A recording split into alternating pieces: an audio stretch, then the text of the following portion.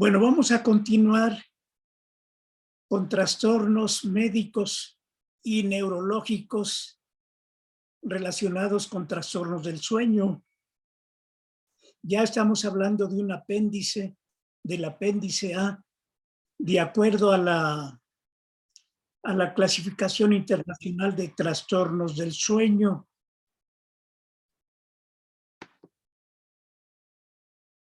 Entonces, en este apéndice hay varias alteraciones, varias enfermedades que alteran el sueño.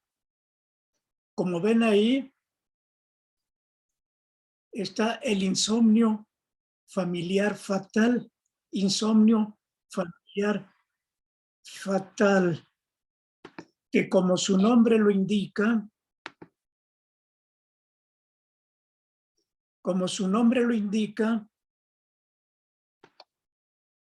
es una enfermedad que cuando se presenta produce insomnio y termina con la muerte.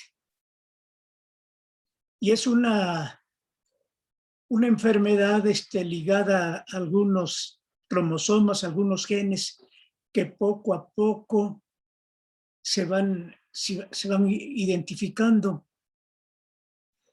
Este tipo de trastorno es muy raro, muy raro. Se identificó en algunas partes de Europa, en España, en Italia, y luego a partir de ahí se fue desplazando poco a poco a otras regiones de Europa, Alemania, Austria, y ya hay algunos casos que se han detectado aquí en el continente americano. Este es un trastorno que se instala progresivamente, que poco a poco van dejando de dormir cada vez menos. Se han detectado algunas lesiones en el cerebro, exclusivamente en el tálamo. En el tálamo hay allí algunas regiones lesionadas que coinciden con este trastorno del sueño, insomnio familiar fatal. Se altera el ritmo circadiano, se altera el sistema nervioso autónomo, ya que hay variaciones de la actividad cardíaca, de control de la temperatura, hay sudoración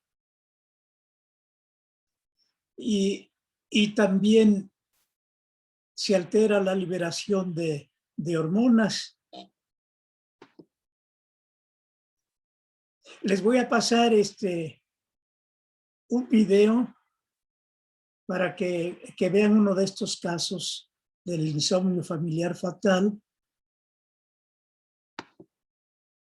Ahí corre video. Una y otra vez, Silvano hacía gestos simples, como peinarse el cabello o abotonarse el pijama.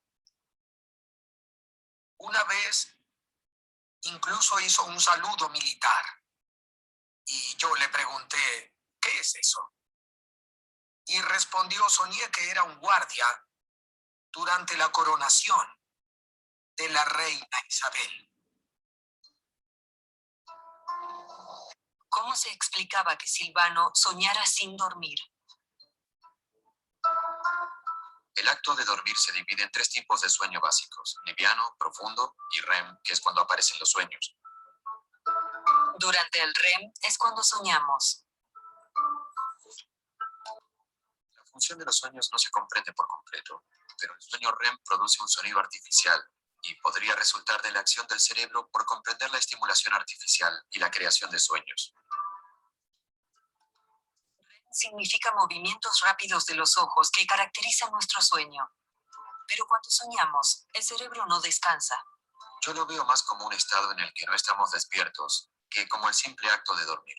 Nos proporciona una forma adecuada de recuperación y no es un sustituto del sueño profundo o sueño verdadero. Silvano literalmente moría por falta de sueño verdadero. Los especialistas que lo trataban no habían visto un caso semejante. Este paciente nunca experimentó sueño profundo, que es el tipo de sueño que permite renovar. Sus párpados se le caían demostrando su necesidad de dormir. Pero bueno, no dormía. La realidad es que nuestro cerebro no puede funcionar si no dormimos. El cerebro contiene miles de millones de neuronas. Demanda una gran suma de energía y necesita del sueño porque la parte más importante del cerebro, la parte central superior, la corteza cerebral, trabaja muy duro mientras estamos despiertos. Y la única oportunidad que tiene el cerebro para desconectarse o descansar es cuando dormimos. Silvano no concilió el sueño profundo durante 8 meses. Su insomnio indicaba que su cerebro estaba funcionando mal. Durante las últimas semanas de su vida, su cuerpo alcanzó un estado de sobreexcitación. Cerca de su final era solo un cuerpo con vida animado por contorsiones musculares y contracciones espasmódicas causadas por la enorme actividad cerebral en aumento. Después de unos meses así, su final se precipitó. Fue rápido. El profesor Lugaresi estaba decidido a encontrar la causa de los síntomas que llevaron a Silvano a la muerte. Se refirió a un exalumno que estaba trabajando en Cleveland, Ohio, y quien ostenta una de las colecciones más grandes de cerebros enfermos de los Estados Unidos. Me llamó y me dijo, tenemos un nuevo caso de una nueva enfermedad, caracterizada por la pérdida de la capacidad de dormir. Entonces le contesté, Gambetti, abócate a este caso. Deja ya lo que estés haciendo. Dedícate a este caso porque haremos un gran descubrimiento. El doctor Gambetti aceptó esta oportunidad. Al ser una muestra tan importante, uno de los residentes que estaba en el laboratorio voló a Bolonia para traer el cerebro. Las instrucciones fueron claras. Les dijimos, observen en detalle el tallo cerebral. Observen bien el hipotálamo. Estábamos equivocados. Completamente equivocados. Hace 20 años se creía que el sueño era controlado dentro de estas áreas, en la parte posterior del cerebro. Se examinó el tallo cerebral con muchísimo cuidado. Sin embargo, no detectamos ninguna lesión. En cambio, en ese cerebro sí se pusieron de manifiesto graves lesiones en la zona del tálamo. Después de un tiempo nos devolvió la llamada. Investigué el tálamo, pero el tálamo era atrófico, es decir, había desaparecido. Con la forma de un huevo, el tálamo anida en la parte inferior central del cerebro. Aquí ven un control saludable y todas estas estructuras vagamente triangulares son neuronas normales. En un tálamo dañado, como pueden ver, esencialmente hay una pérdida de estas células de 85 a 95%. Es una pérdida grave. Hasta la muerte de Silvano se creía que el tálamo era solo un pasaje para las señales que viajan entre las áreas del cerebro. Ahora existen pruebas de que es fundamental para regular algunas de nuestras funciones básicas. A partir de esto comenzamos a comprender la importancia crucial de la zona del tálamo en la fisiología humana y en el entendimiento del sueño. El problema era qué nombre darle a esta enfermedad que la describíamos en una cáscara de nuez. Pensamos un tiempo y se nos ocurrió insomnio familiar fatal.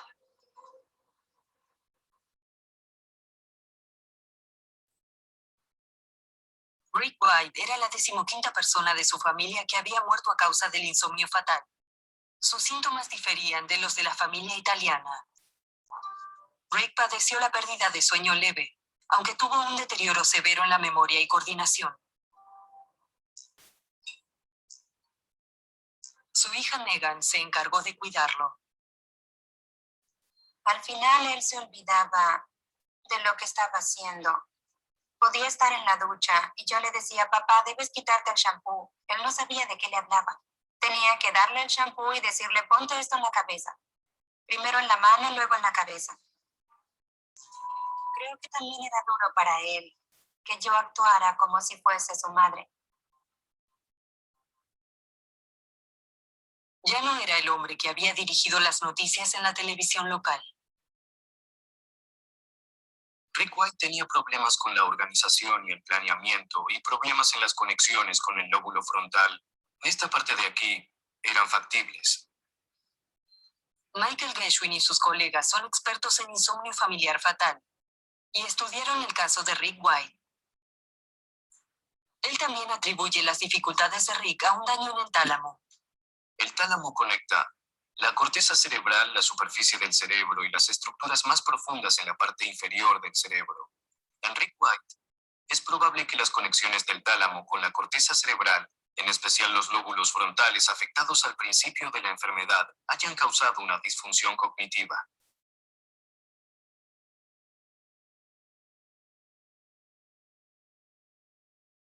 Bueno, pues ahí tienen un ejemplo de trastorno del sueño por un daño neurológico, en este caso el insomnio familiar fatal, que como ya se dieron cuenta, pues es un trastorno que al instalarse va progresando poco a poco, dejan de dormir y cuando logran dormir, pues es sueño superficial, no reparador, aunque en el día tienen ganas de dormir, tienen somnolencia, pero por más que intentan dormir, no pueden hacerlo. Y también se dieron cuenta que pues hicieron el registro de la actividad cerebral y ahí se presentaba la actividad rápida de baja amplitud característica de la vigilia. Entonces, pues aquí también resaltan la importancia del tálamo. Primero el tálamo como un relevo para que pase la información de todas las vías sensoriales hacia la corteza cerebral para ser procesada, incluyendo las llamadas funciones cerebrales superiores. Pero ese tipo de funciones se va deteriorando poco a poco a medida que este trastorno avanza y hasta terminar con la muerte.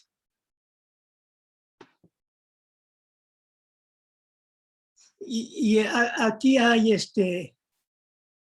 algunos síntomas que incluye este trastorno de insomnio familiar fatal.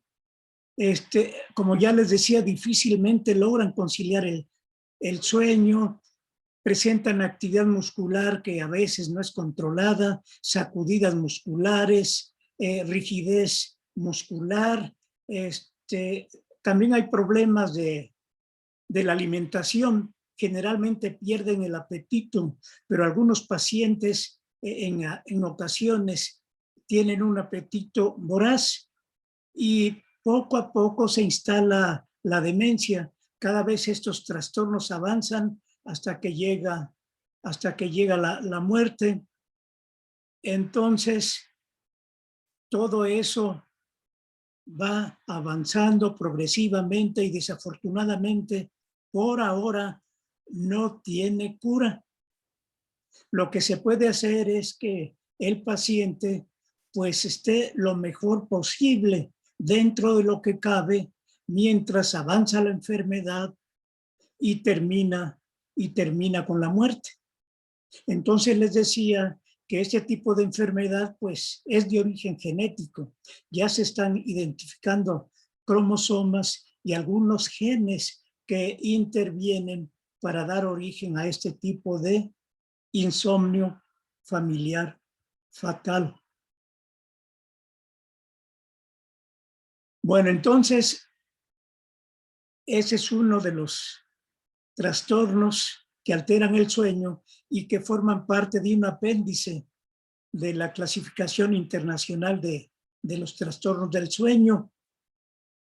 Otro trastorno es la fibromialgia. La fibromialgia se caracteriza por presentar una sensación desagradable y a veces dolorosa que se distribuye en diferentes partes de los músculos.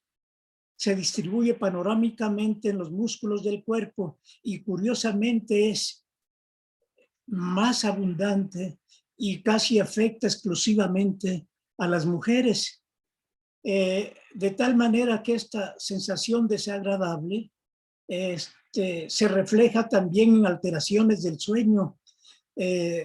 Ya cuando se disponen a dormir, aunque las pacientes están muy cansadas, con ganas de dormir, pues a veces se duermen rápido, porque como tienen una deuda de sueño, la latencia a veces es muy corta, pero posteriormente despiertan y se duermen, vuelven a despertar y se duermen.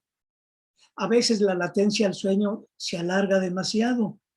Entonces, como ven aquí hay unos himnogramas que por una parte aquí del lado izquierdo, donde estoy poniendo el cursor, es el himnograma que expresa el sueño de un sujeto normal, más bien una mujer sana. Aquí tenemos el tiempo en horas y en este eje tenemos pues los diferentes niveles del sueño. Entonces, este es un registro control, aunque también tiene varios despertares. Este es de un estudio que hicimos allí en el laboratorio de neurociencias, donde conseguimos algunos controles que eran alumnas de la facultad. Y aquí tenemos, en contraste, vean del otro lado, a una paciente con fibromialgia. Entonces, comparen la latencia. En este caso, la paciente tarda más en dormir, en empezar a dormir, que nuestra persona control. Y una vez que inicia el sueño, noten cómo se interrumpe constantemente. Aquí baja a la fase 1 de sueño, despierta, baja, despierta, pasa otra vez a la fase 1, luego pasa a la 2, regresa a la 1, baja a la 2, a la 1, despierta, y así se la va pasando y difícilmente entra a la fase 3. Noten, aquí ya logró entrar a una fase 3 y luego otra vez se regresa a la 2, a la 1, despierta, y así se la pasa sucesivamente. Aquí ya regresó otra vez a la fase 3, regresa a la 2 y por fin tuvo una fase MOR de sueño, más o menos 2 horas después de que empieza a dormir. Y así en el transcurso de la noche, así se la pasan estos pacientes con fibromialgia. Tienen un sueño fragmentado, poco reparador, con somnolencia excesiva en el día, y física y mentalmente se sienten mal.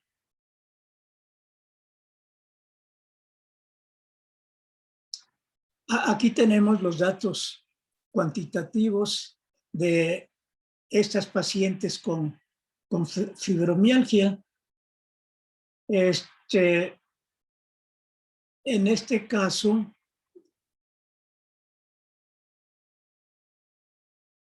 noten el tiempo total de registro. Pacientes con fibromialgia, 8, control, 7.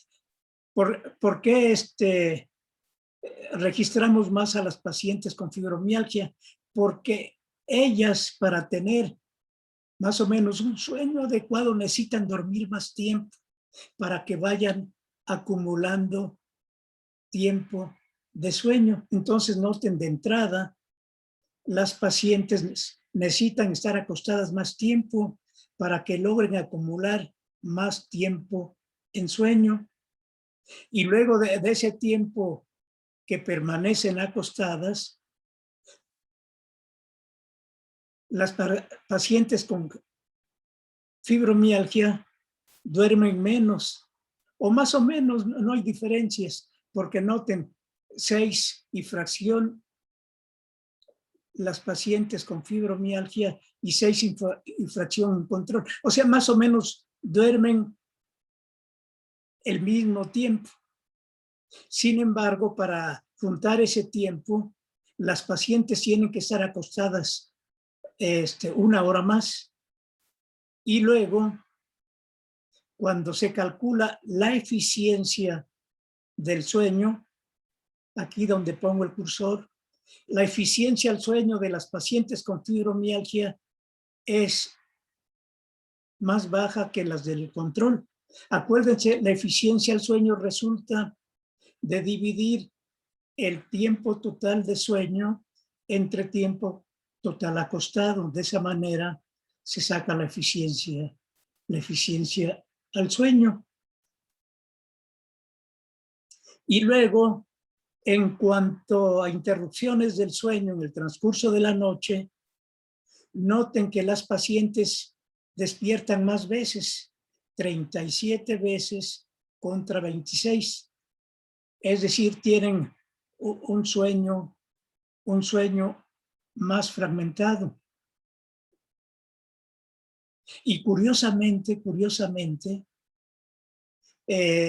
su actividad cardíaca está más acelerada en estas pacientes, lo que indica que su sistema nervioso simpático, que regula estados emocionales, puede estar relacionado con ansiedad, pues la frecuencia cardíaca es más elevada en estas pacientes con fibromialgia.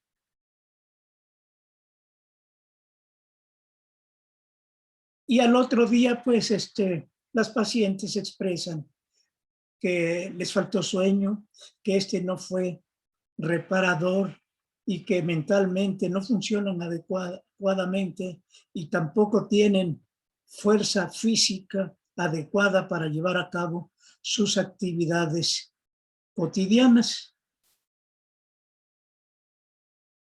Bueno, otro de los trastornos médicos y neurológicos que aparecen en la clasificación internacional de trastornos del sueño es la epilepsia nocturna. Pero antes de avanzar, estoy registrando, están viendo que se está registrando, se está grabando. Sí, doctor, sí se está grabando. Sí, se está grabando. Porque como aquí no tengo un punto de referencia, bueno, qué bien, bueno, se está grabando, sobre todo por si alguna o alguno de ustedes necesita repetir, tener la clase a la mano para enviárselas. Bueno, entonces regresando, otro tipo de trastorno médico neurológico que altera el sueño es la epilepsia nocturna, que como su nombre lo indica, es una epilepsia cuya presencia se facilita cuando uno está durmiendo. Y si se presenta epilepsia durante el sueño, el resultado es que el sueño se interrumpe constantemente dependiendo de la intensidad de la epilepsia, porque puede haber sacudidas musculares intensas, leves, que se presentan una vez en la noche o varias veces en la noche, una vez a la semana o todos los días. Eso varía de acuerdo a la gravedad, varía de acuerdo al paciente. Y se ha tratado de encontrar el origen de ese tipo de epilepsia, pero todavía no se sabe con precisión cómo se origina esta epilepsia y por qué se presenta en las noches. Bueno, por ahí se trata de explicar que estas se presentan sobre todo durante la fase de sueño lento, cuando las ondas cerebrales son cada vez más lentas y de gran amplitud, porque estas ondas son un reflejo de la descarga de millones de neuronas que descargan al mismo tiempo. Y si las neuronas descargan al mismo tiempo, esto incrementa la excitabilidad cerebral, de tal manera que llega un momento determinado en que la excitabilidad llegó a un nivel tan elevado que viene una descarga epiléptica. Y entonces, pues esta epilepsia se puede presentar, como les decía, una vez en la noche o varias veces en la noche, diarios o algún día a la semana. Entonces, es muy variable.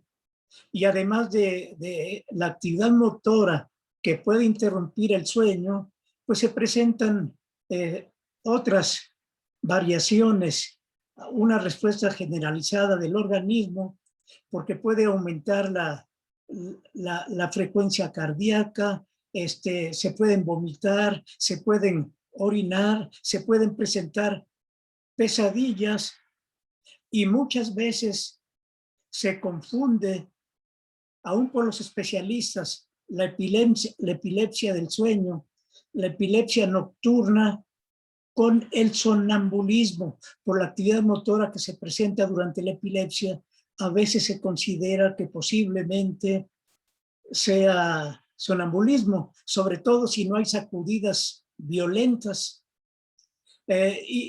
O también se pueden confundir con pesadillas o con el trastorno conductual del sueño MOR, donde a veces actúan lo que están soñando los pacientes y luego son sueños violentos. Así que el ataque de epilepsia se puede confundir también con este trastorno conductual del sueño MOR. Y hay varios factores de riesgo que pueden desencadenar ese tipo de trastorno del sueño. Por ejemplo, el alcohol, sobre todo si se ingiere en grandes cantidades y frecuentemente, pues puede inducir epilepsia nocturna. A veces las enfermedades que originan fiebre, sobre todo fiebre muy elevada, arriba de 39 grados, esto puede originar la presencia de epilepsia. Lo mismo que la ingestión de drogas, sobre todo drogas esas ilegales. Bueno, entonces, este es otro tipo de trastorno que altera el sueño. Vamos a ver cómo duerme un paciente con este tipo de trastorno, es decir, que tiene epilepsia nocturna. Corre video.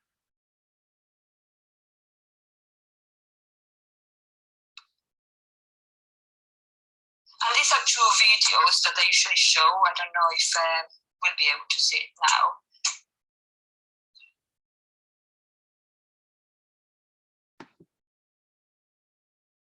Bueno, entonces ahí tienen al paciente que tiene ese tipo de epilepsia nocturna y por acá tiene su registro. Como ven, actividad rápida de baja amplitud en el cerebro quiere decir que está despierto y la conducta sí lo indica. Entonces, ahí está intentando dormir y de repente como que la actividad cerebral se está acelerando y vean la conducta, es que ya le está dando un ataque de epilepsia. Y noten cómo el trazo del registro polisomnográfico está completamente alterado. No se puede leer si está despierto, si está dormido, pero viendo la conducta, pues de nada sirve ese trazo polisomnográfico porque no está durmiendo. Y noten ahí las convulsiones, de tal manera que este tipo de actividad motora pues indica que no puede estar dormido cuando presente ese tipo de conducta. Y muchas veces tratan de apoyarlo, como ven ahí, auxiliarlo, de tranquilizarlo.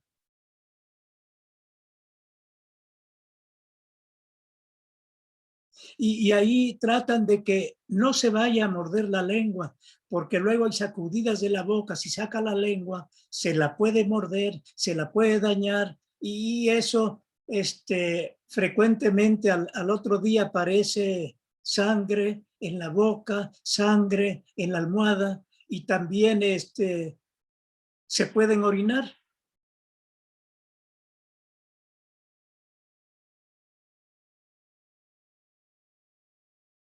Y ahí ven en este caso, en esta paciente, pues la actividad motora no es tan marcada como en el anterior. Aquí nada más son una serie de movimientos leves, pero esto se puede ir incrementando poco a poco. Y con ese tipo de movimientos, pues no se puede conciliar el sueño. Y si estaban dormidos inicialmente, pues todo esto, este tipo de ataques epilépticos interrumpe el sueño, aunque curiosamente los sujetos pierden la conciencia, porque muchas veces no se dan cuenta que tienen epilepsia, están inconscientes, pero inconsciencia en este caso no significa que están dormidos, ya que los trazos muestran que la actividad cerebral es de muy gran amplitud y rápida, que es un reflejo de este tipo de descargas motoras que están viendo y luego quedan inmóviles, y luego viene otra vez el ataque. Como les decía, puede ser un ataque de epilepsia en la noche o varios, como en este caso, interrumpido por algunos intervalos de reposo. Noten ahí ya otra vez cesó el ataque de epilepsia.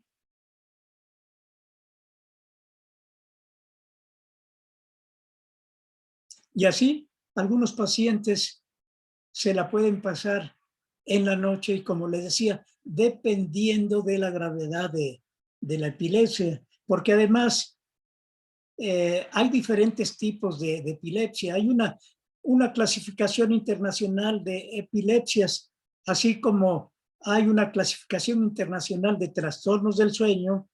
También hay clasificación internacional de epilepsias que frecuentemente son revisadas y se van modificando. Bueno, entonces ahí tienen otro tipo de alteración neurológica que también altera el sueño.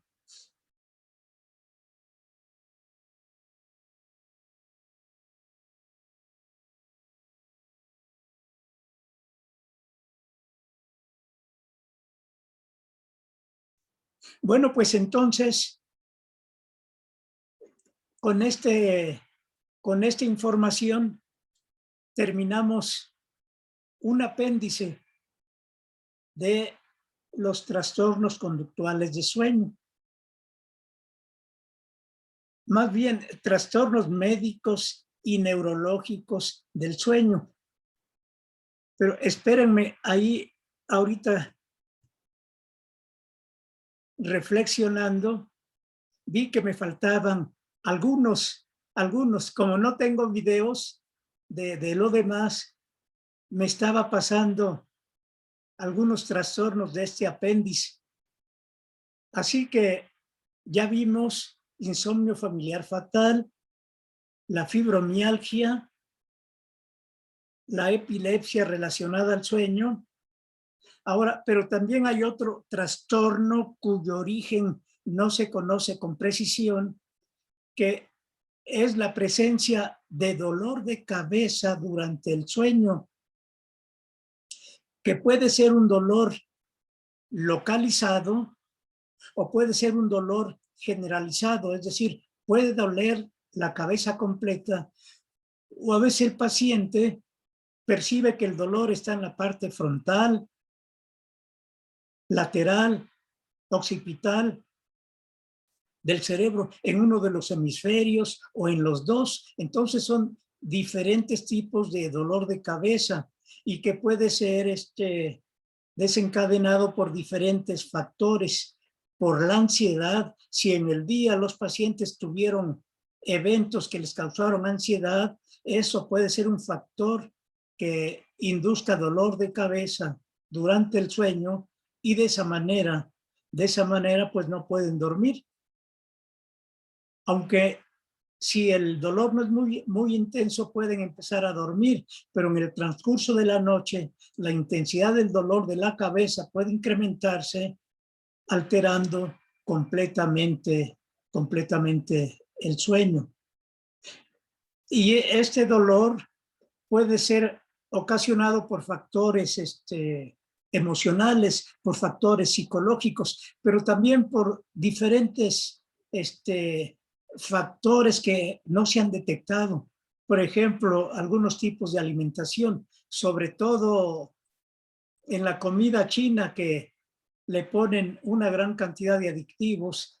La comida china tiene algunos elementos que pueden producir en algunos pacientes dolor de cabeza.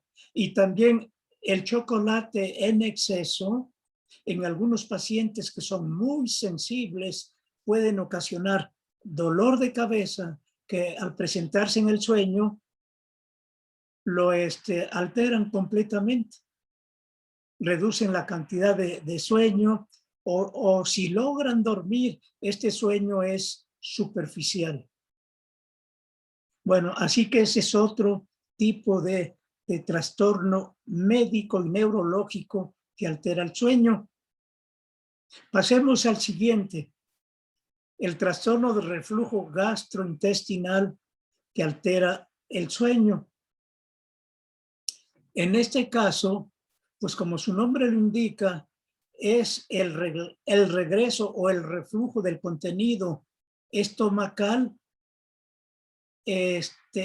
hacia la parte anterior del tracto digestivo, llegando hasta la parte superior, ahí donde también se relaciona con el inicio del tracto respiratorio. Así que en estas circunstancias, si hay un reflujo del contenido estomacal e intestinal, pues al llegar a la parte superior del tracto digestivo y respiratorio, produce una sensación desagradable. Ustedes posiblemente ya lo han percibido, porque sobre todo cuando cenan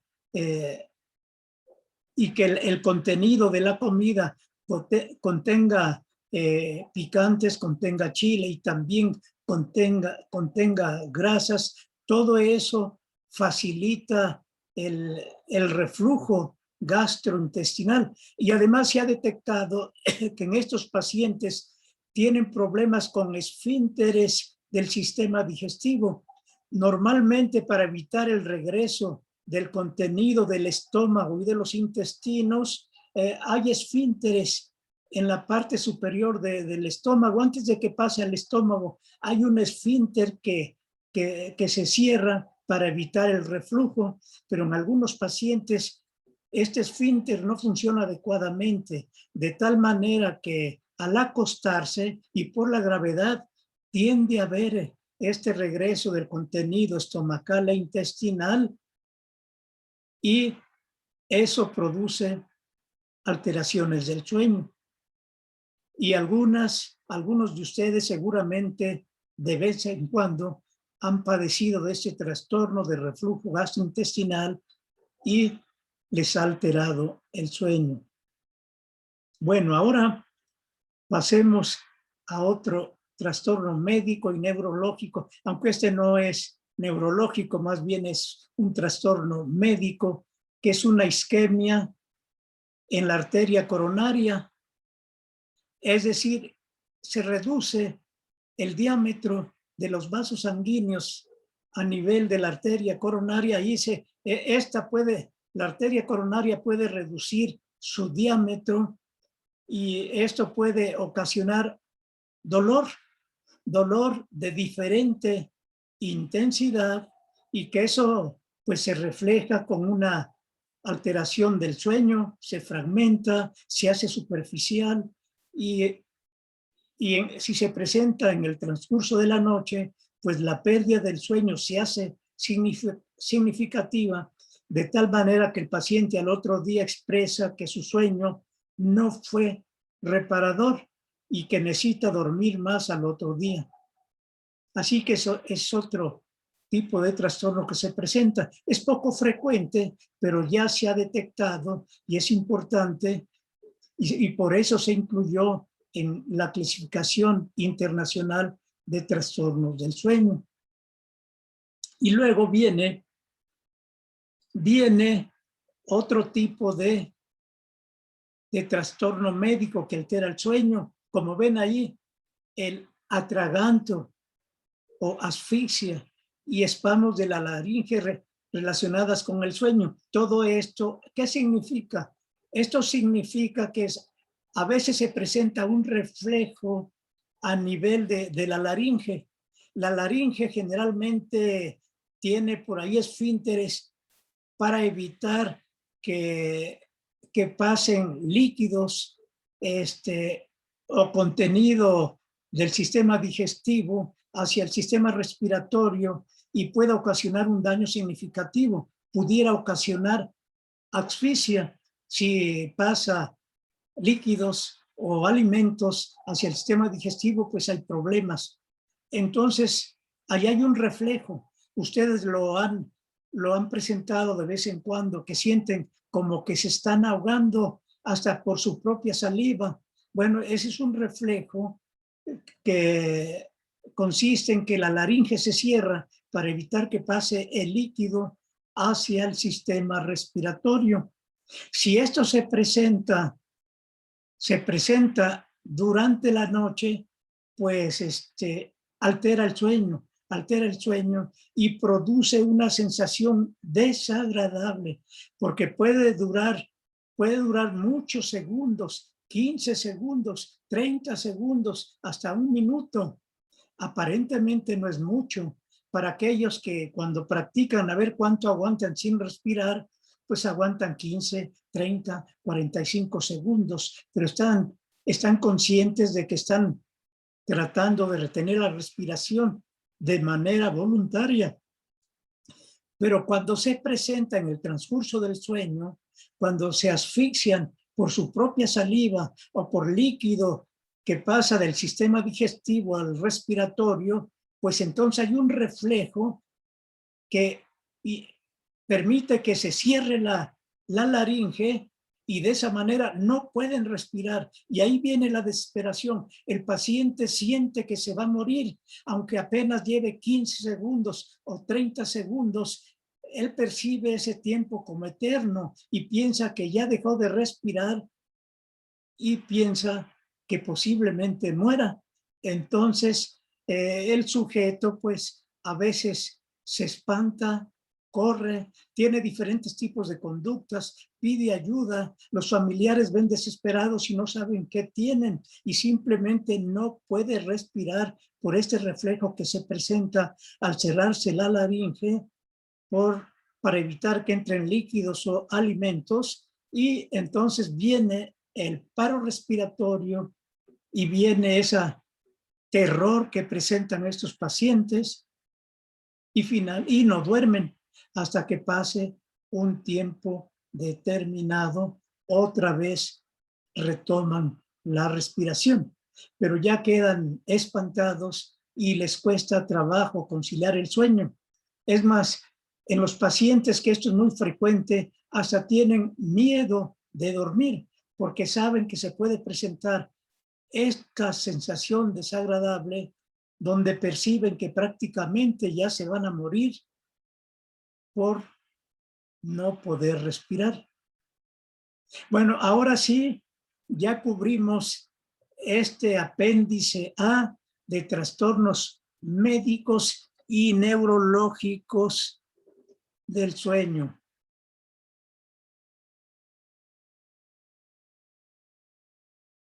Y podemos pasar a otro tipo de trastorno, a otro capítulo, que es el de efecto de los fármacos, sobre el sueño. Sí, hay muchos fármacos, tanto que se administran para curar ciertas enfermedades,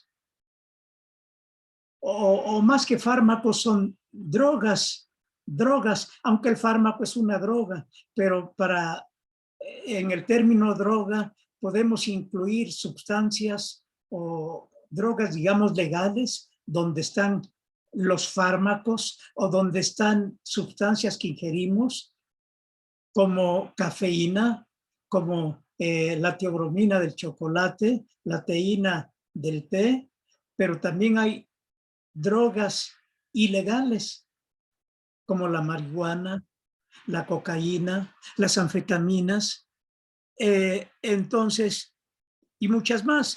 Cada vez hay más drogas que ingieren los individuos y que de alguna manera afectan el sueño. Es más, hay algunas drogas que todavía no se identifican bien y que a veces los individuos no entienden por qué en una noche determinada tienen insomnio. Bueno, eso se puede deber a alguna sustancia, alguna bebida que ingirieron y que pues altera el sueño. Entonces, ese tipo de trastornos está muy extendido, muy extendido.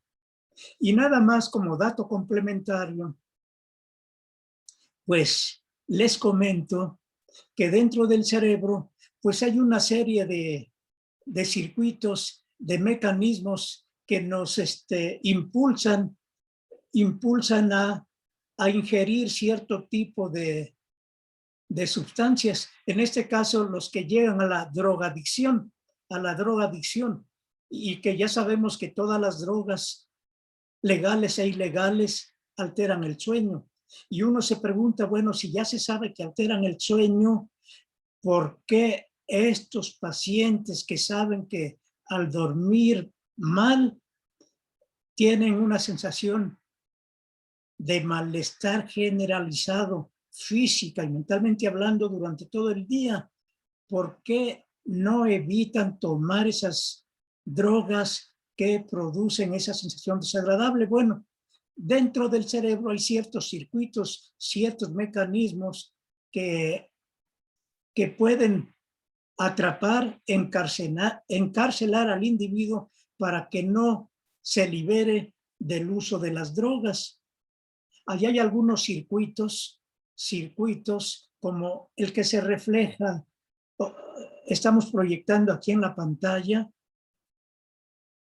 donde hay muchas vías que se encuentran aquí en el área basal del cerebro, en el tronco cerebral, donde se liberan varios transmisores, sobre todo la dopamina que desempeña un papel muy importante, aunque también la serotonina participa, pero sobre todo la dopamina, que es un neurotransmisor que se libera en unos circuitos que aquí estoy resaltando en color amarillo, por donde se distribuyen vías nerviosas que liberan dopamina y que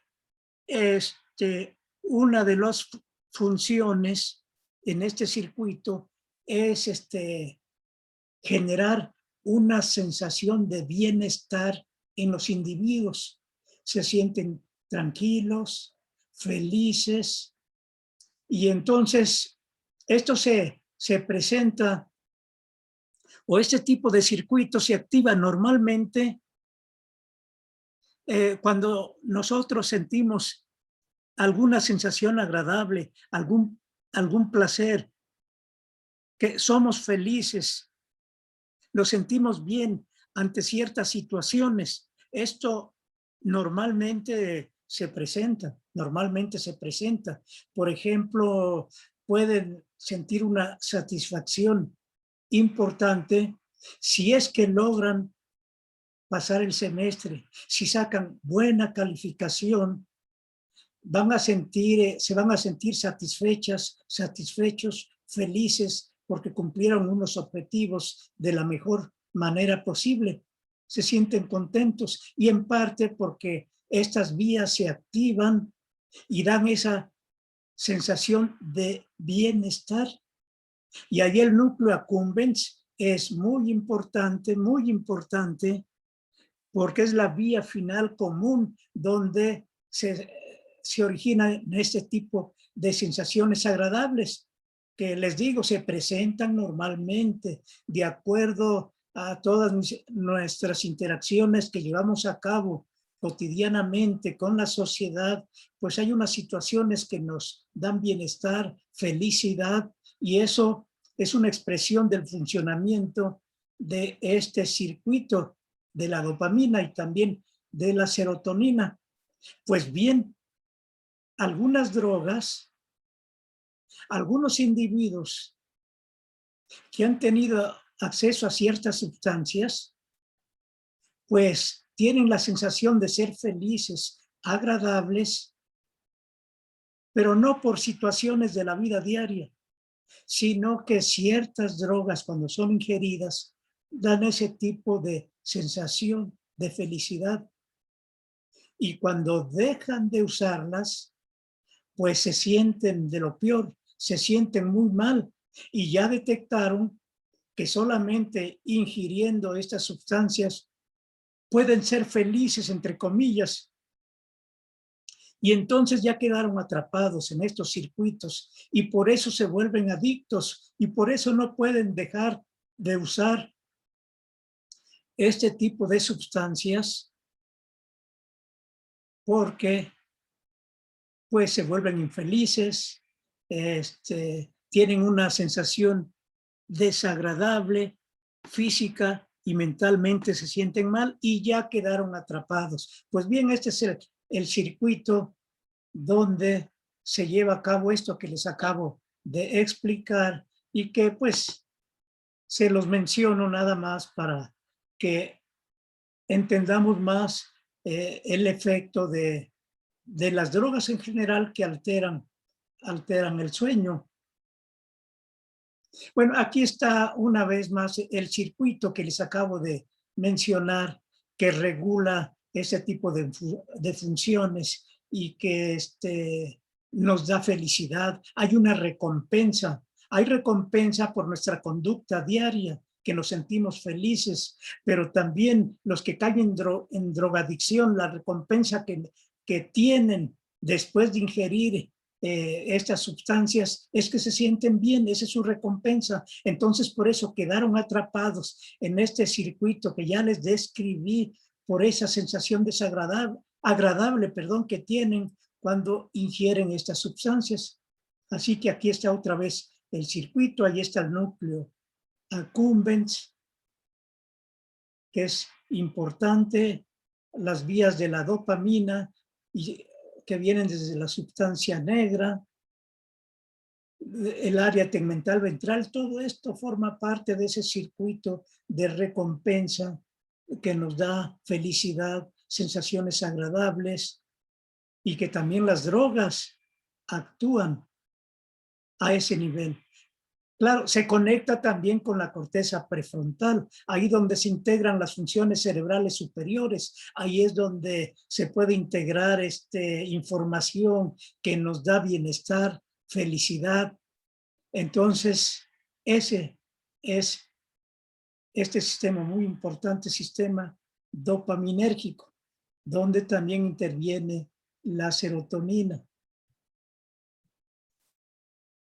Bueno, entonces, ya tomando en cuenta esta información introductoria, pues es importante mencionar que todas las drogas que ingerimos alteran el sueño, desorganizan el himnograma.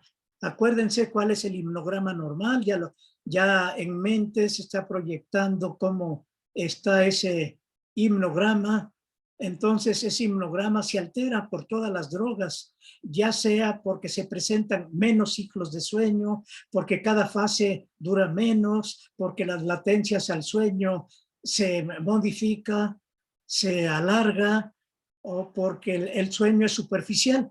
Pues bien, ahí en mente tienen ese himnograma que ya conocen muy bien. Imagínense cómo se distorsiona ese himnograma por las drogas en general. Ya hay variaciones específicas dependiendo del tipo de droga que se ingiera. Pero así, de manera general, todas las drogas legales o ilegales alteran el sueño. Ahí una de las drogas más utilizadas es el alcohol. El alcohol, que cuando se ingiere de vez en cuando y a dosis baja, pues puede ser inductor del sueño, porque además el alcohol es ansiolítico, controla la ansiedad y la ansiedad altera el sueño. Entonces, si hay un mecanismo que controle la ansiedad, como una dosis baja de alcohol, eso puede favorecer el sueño. De hecho, hay fármacos que se denominan ansiolíticos porque controlan la ansiedad y eso favorece el sueño. Bueno, de esta manera, dosis bajas de alcohol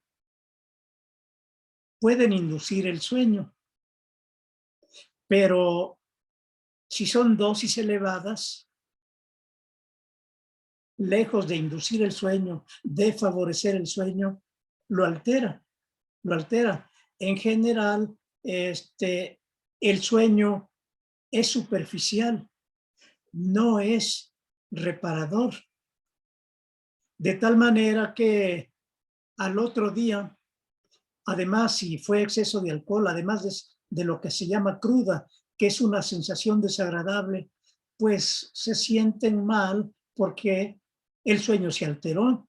Y nada más por no dormir mal, pues ya saben ustedes, hay una sensación desagradable física y mentalmente hablando. Agreguen el efecto del alcohol, pues la sensación es peor. Bueno, este tipo de sensaciones, pues la mayoría de ustedes lo han percibido, entonces ya conocen los efectos del alcohol, aunque ahora no lo habían meditado, analizado con mayor detalle. Y aquí el problema también con el alcohol, cuando ya se vuelven adictos al alcohol, que primero empezaron a inducirse su sueño con una copita, pero si eso lo hacen regularmente, ya la dosis tiene que aumentar para tener el efecto inductor del sueño. Y entonces pueden llegar a ser alcohólicos, se vuelven adictos. Y luego si hacen el esfuerzo para tratar de dejar de tomar bebidas alcohólicas, pues viene alteración del sueño nuevamente, hay ansiedad, puede haber depresión, inclusive puede haber alucinaciones, de tal manera que tanto durante la ingestión de alcohol se altera el sueño, como después de intentar dejar de tomar el alcohol, también el sueño se altera de manera significativa.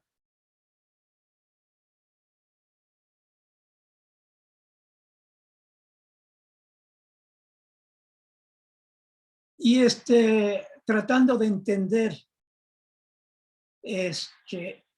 a qué nivel actúa el alcohol, pues va saliendo información poco a poco y se ha observado que el alcohol puede influir en regiones cerebrales, diferentes regiones cerebrales, donde modifica la liberación de algunos neurotransmisores. Por ejemplo, favorece la liberación del ácido gamma-aminobutírico, y ustedes saben que este neurotransmisor es inhibidor y puede inducir el sueño de ondas lentas, pero insisto, a dosis bajas. Puede ser un buen inductor de sueño, porque también como que favorece los efectos de la adenosina. Acuérdense que es una hipnotoxina o inductora de sueño. Pero si la dosis es muy elevada, pues este efecto inicial ya no se manifiesta. Entonces, después viene pues la alteración del sueño, que se hace superficial, no se presentan todas las fases, se altera de manera significativamente el himnograma. Y también el alcohol puede alterar la liberación de melatonina. Les recuerdo que la melatonina, hormona de la oscuridad, favorece el inicio del sueño. Pero el alcohol puede inhibir, puede alterar la liberación de melatonina, y con eso es otro factor que altera el sueño cuando se ingiere el alcohol. Luego, bueno, y lo del alcohol, bueno, les recuerdo que es una droga legal. No hay problema para el uso del alcohol, pero ya ven que causa muchos problemas, a veces fatales. Luego, otra droga, el contenido de la marihuana, que ya tiende a legalizarse. Bueno, en algunos países ya se legalizó primero para uso medicinal, pero ya también como diversión, ya se ha legalizado. Y aquí en México ya existe esa tendencia, ya se está legalizando su uso médico, pero también para la diversión, tanto que este grupo de fumadores de marihuana se han reunido para festejar que en el Senado ya tienden a discutir y a facilitar el uso como diversión. La marihuana, que contiene varios componentes, muchos componentes, tanto que no se ha estudiado el efecto de todos ellos. Los más estudiados son como el cannabinol y cannabidiol. Y se sabe que pues la marihuana altera el sueño. A veces produce somnolencia excesiva. Puede reducir la latencia al sueño, pero también la puede alargar. Ahí depende de la dosis, también del sujeto, qué tanto ha fumado, si ha fumado por primera vez o ya varias veces, si ya es adicto. Entonces intervienen muchos factores para analizar, para detectar el efecto de los componentes de la marihuana sobre el sueño. Así que podemos decir que la marihuana altera el sueño de manera diferente de acuerdo al sujeto que esté ingiriendo marihuana.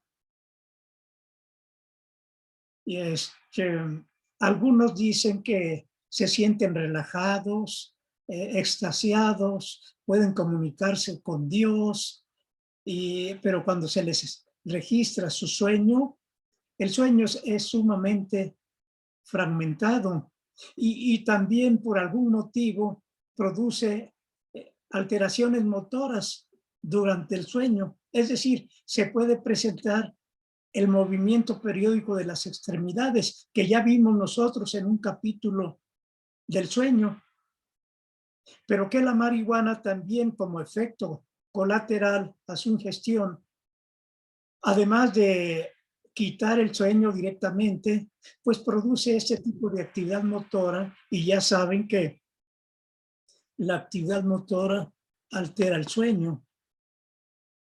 Y también altera la percepción del tiempo.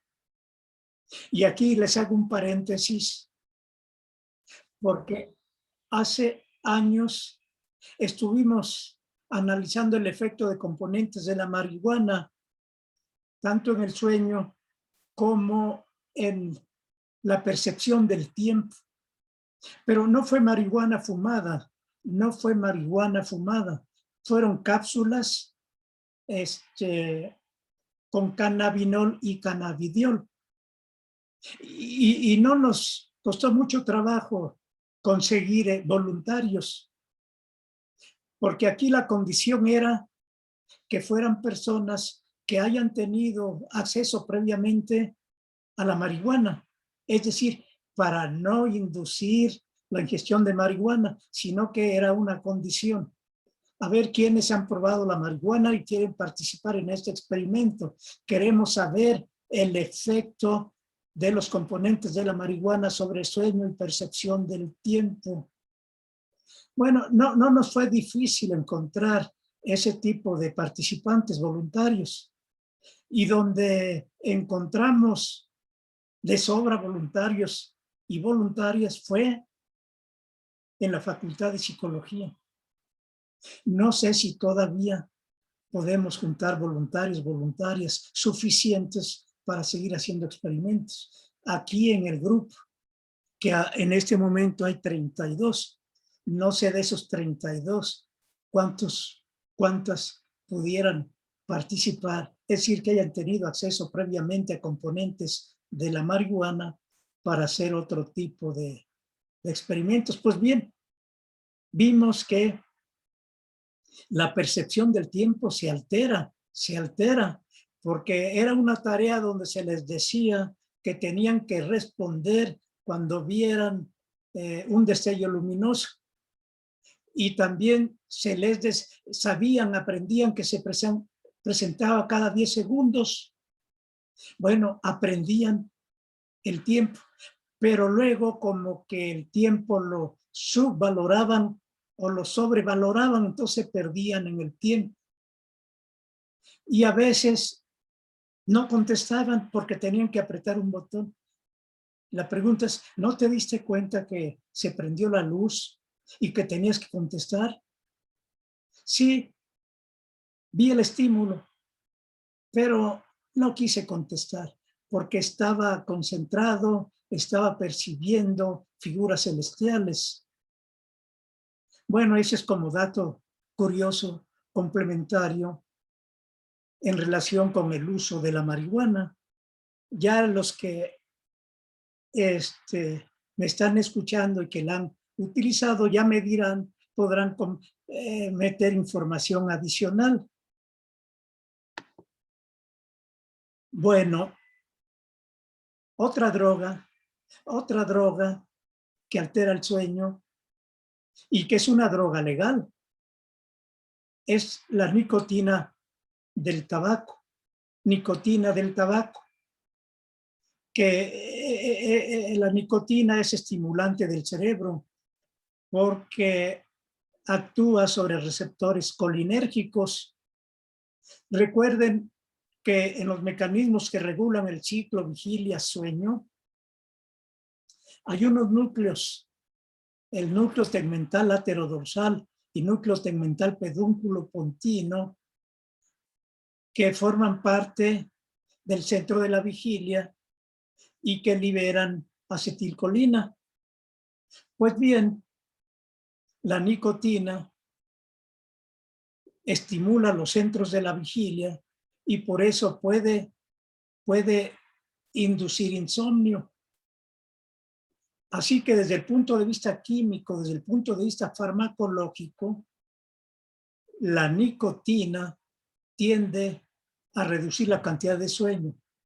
Pero sucede un dato curioso también. En los fumadores crónicos ya están acostumbrados, ya son tolerantes a la nicotina, y estos fumadores crónicos fuman antes de acostarse o inclusive ya acostados en la cama, se fuman el último cigarrillo. Y curiosamente, ellos reportan un sueño agradable, reparador. Contrariamente, si no fuman, si no se les permite fumar antes de dormir a estos fumadores, no duermen adecuadamente. Y ellos reportan que su sueño, pues no fue lo que esperaban, no fue reparador. Bueno, es que ahí choca el efecto químico farmacológico de la nicotina con la parte emocional, con la parte de ansiedad. El fumador crónico, si no fuma antes de dormir, tiene ansiedad, necesita su nicotina, si no, no logra dormir adecuadamente. Entonces ahí chocan efecto emocional contra efecto farmacológico. Es un dato muy interesante. Pero el hecho es que la nicotina sí es un estimulador del centro de la vigilia, tiene un efecto colinérgico y produce reducción del sueño, produce insomnio. Esto se ha comprobado inclusive en no fumadores. Es decir, para que no sean adictos al cigarro, al tabaco, lo que se hace es se ponen parches de nicotina. Ahí en la piel, la nicotina se transmite a través de la piel con esos parches. Y esa nicotina que es transmitida a través de la piel produce insomnio. Así que en conclusión, la nicotina que forma parte del tabaco y que en este caso es una droga legal, pues produce insomnio. Y también puede producir colateralmente el síndrome de piernas inquietas. Los fumadores, además del efecto de la nicotina que altera el sueño, pues si presentan actividad motora como el síndrome de piernas inquietas, acuérdense, ese síndrome que se presenta cuando el sujeto quiere empezar a dormir. Calambres en las piernas, comezón, hormigueos, esa sensación desagradable no les permite dormir. E inclusive pueden presentar bruxismo y hasta ronquidos. Todo eso hace el tabaquismo crónico. De esa manera altera el sueño. Y además el sueño es superficial y fragmentado. Y también si desean dejar de fumar, lo tienen que hacer gradualmente, porque si no también hay un rebote de insomnio, pues empiezan a dormir menos que antes y el periodo de ese problema puede ser de días o semanas. Entonces lo tienen que hacer gradualmente para que no haya rebote de insomnio y duerman todavía menos que cuando eran fumadores crónicos.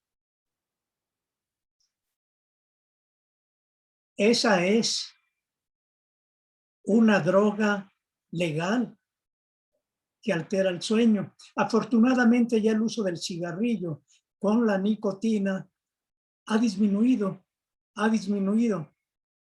Que yo sepa, en los últimos grupos que tuve en condiciones, entre comillas, normales, ahí en clases presenciales, pues nadie fumaba. De vez en cuando se salían y no sé si se salían para fumar, pero afortunadamente ya el uso del tabaco tiende a disminuir. Ahora, hay otro grupo de drogas también legales que alteran el sueño. Y desafortunadamente, pues su uso está muy extendido a nivel mundial. Y depende de las culturas, depende de las costumbres. El té, la hora del té de los ingleses, el café de la mañana, el café después de comer, el café de la noche, el chocolate. el chocolate tan agradable que puede producir adicción también. Bueno, estas sustancias que les mencioné, es decir, el café, el chocolate y el té, comparten una estructura molecular semejante, como ven aquí, que estoy señalando estas tres. La molécula que comparten con algunas variaciones es esta que ven aquí, que es la xantina,